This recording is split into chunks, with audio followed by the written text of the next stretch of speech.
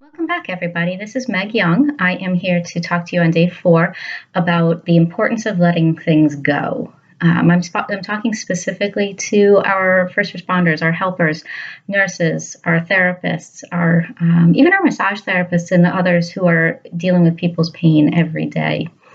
Right now, dealing with the coronavirus, it is really important for us to take care of ourselves. If we don't take care of ourselves, we're going to be putting others in danger as well. And I don't just mean taking care of ourselves physically.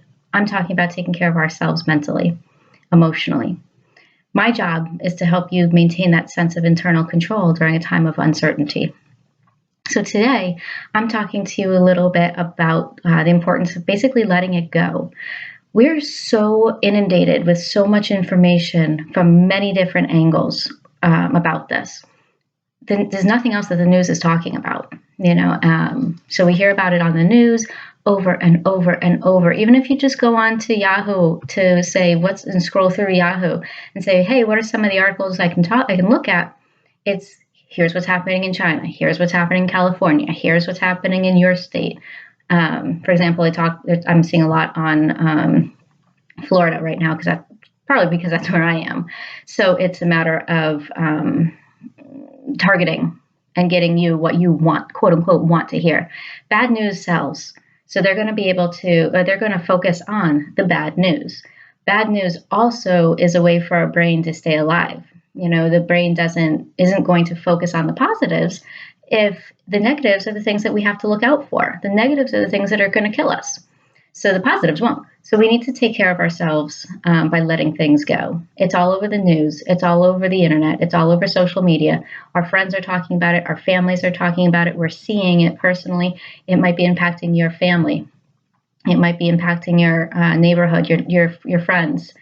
As much as you're trying to band together and help each other, it's still very stressful. One of the things that I teach my clients every day is about finding a ritual to let things go. If you're taking work home with you emotionally, you're going to get burnt out. So one of the things that I teach is providing a ritual for yourself. How are you going to leave work at the end of the day? Same goes for this. Same goes for the coronavirus. What is your ritual that you're going to do? Maybe it's once a day. Maybe it's more than once a day to disconnect. Disconnect from social media. Disconnect from news, disconnect from even people for a moment, not ongoing all the time, not all day, but same thing with the social media and news, right? You're not going to let it go all day, but let it go temporarily. For this hour, I'm just going to sit in quiet. For this hour, I'm going to go onto goodnewsnetwork.org and see what sort of good news is out there. For this hour, I'm going to listen to a meditation. For this hour, I'm going to watch a DVD where there's no commercials, nothing I can see about what's happening in the world.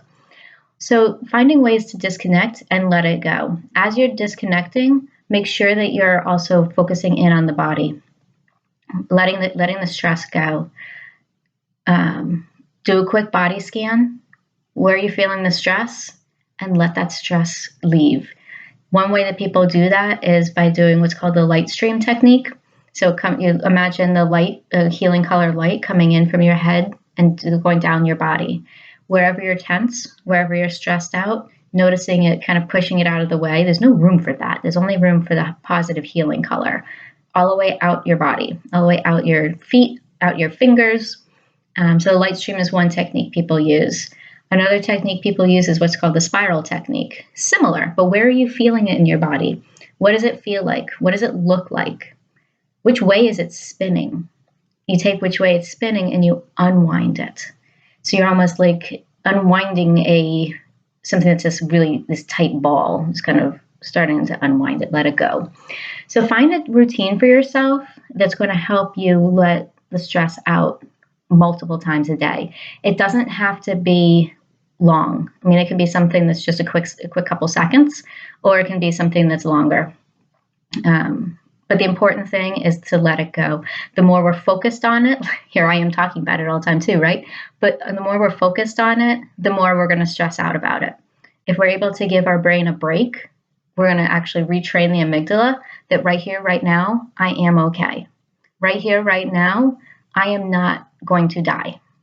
And that's what we need to tell our amygdala and our brains. And our amygdala is not logical. Our amygdala only learns through experience. So if we're calming ourselves down, the amygdala says, oh, we are okay right now. But if we're saying, hey, everything's okay, at the same time we're tense, and we're not going to retrain the amygdala to be okay. Letting the stress go is super important. The more freaked out we get, the more we are unable to think logically, the more panic we get, the less we're likely to do things in an organized, safe way.